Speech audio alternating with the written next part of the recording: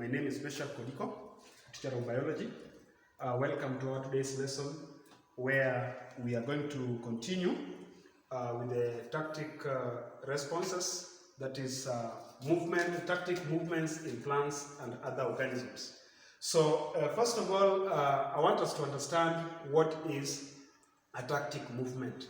So a tactic movement is a type of movement that involves the movement of the whole organism, or what we are calling a motile cell, or part of the cell, so that it moves from one place to another. So maybe, for example, if I can maybe take myself as an example, I can move from place to place. In Form 1, we are looking at the differences between plants and animals, and we said that plants move at a fixed position, while animals are able to move from place to place in search for maybe mates, food, and other favorable conditions. So a tactic movement is a type of movement that is made by the whole organism, or what we are calling a motile part of an organism. E.g., we are looking at a situation where a gamete, that is the sperm cell, moving in response to a particular stimulus. If it is stimulated to move, then it will move towards the ovum to effect fertilization. So tactic movements are always named according to the nature of the stimulus that evoke them, or rather bring about such responses. Just like we had seen other types of responses, we name them according to what evoke them, or what bring about such movements. Now, the first one, we are going to talk about phototaxis. Phototaxis is a type of movement in response to direction and intensity of light. But in this case, when I'm talking about photo, organisms can move towards light or away from light. Take, for example, when we are looking at a free swimming algae, such as the Chlamydomonas, which usually tend to concentrate where light intensity is optimum and will respond to light by moving towards it. So that means that if you are given to name the type of response that is exhibited by Chlamydomonas moving towards the area of optimum light intensity, then our answer will be positive phototaxis. Why do we talk about positive phototaxis? We talk about positive phototaxis because it is moving towards the light. But sometimes if you look at another example where, take for example, when termites move away from lit region to the dark region, that means that they are trying to move away from the stimulus, which is light. So that one is going to be termed negative phototaxis. So it is if you look at this one, those are some of the examples of tactic responses, that is phototaxis. Then we are going to look at another one, which we are calling osmotaxis. Osmo here is denoting osmotic pressure, or rather osmotic conditions. So osmotaxis here is the movement in response to changes in osmotic conditions. For example, we've talked about freshwater amoeba. Most of the amoeba, we have, they live in areas that are surrounded by water. So we have maybe one that is in marine water, that is salty water, and the other one that is in fresh water. So if, for example, you take a freshwater amoeba into a marine environment, or the vis-a-vis, for example, you take a marine amoeba to a freshwater region, there is a response that this amoeba is going to exhibit. If you take a marine amoeba into a fresh water, the problem is going to be the water.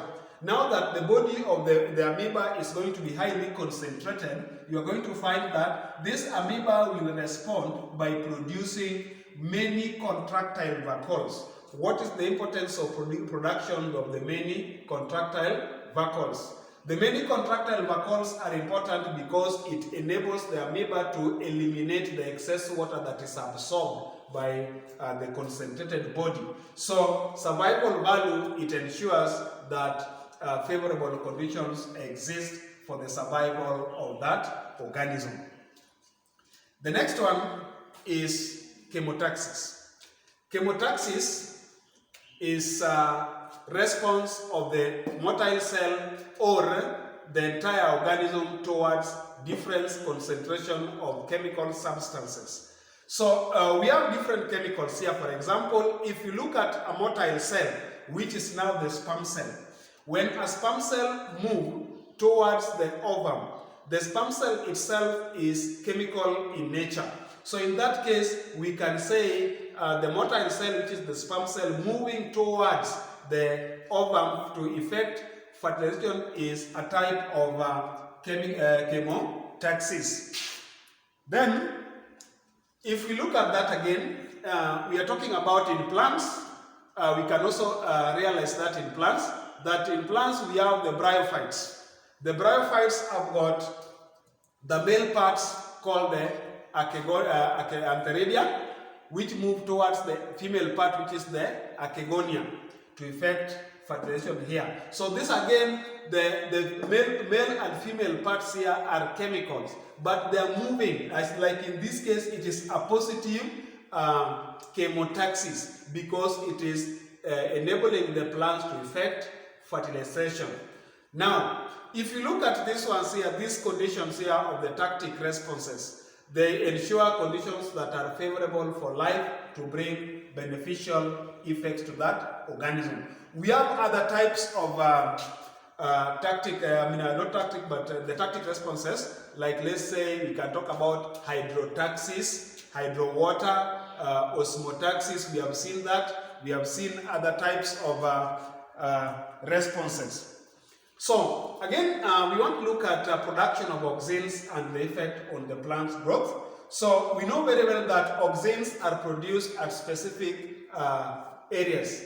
That is at the apices. Apices here to mean the root apex and the shoot apex. So should you be asked to name two regions of growth in a plant, it is the root tip and the shoot tip. So auxins, as we have seen, that high concentration of auxins will inhibit growth at the root, but will promote growth at the shoot. So they bring about what we call cell elongation. Like I was saying, that when these chemicals diffuse, they affect growth in very small quantities. That is indicating that small concentration of auxins at the root will affect growth at the root, that is faster cell elongation, but high concentration of auxin will affect greater cell elongation at the root, or at the shoot I mean. So that therefore means that roots are responding positively to very low concentration or minute concentration of auxins, unlike the shoot which respond to higher concentration. So if you look at that, we continue by looking at it. Roots require low concentration of auxins than the shoots. Why?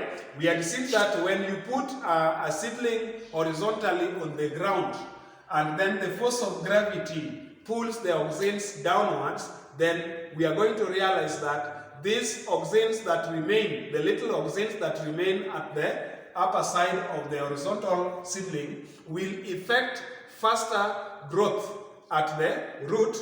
But now that most of the auxins shall have been taken downwards to the lower side, high concentration of auxin will cause a faster cell elongation at the shoot. That's why the root bends downwards and the shoot will always bend upwards. So auxins also exert other effects on the plants and growth development. So there are various other chemical substances which have been shown the influence on plant growth and development. So all along what we have been talking about is the production of auxins at specific regions and the effect of those auxins at such regions. So with that, we come to the end of our lesson of today, and I welcome you next time.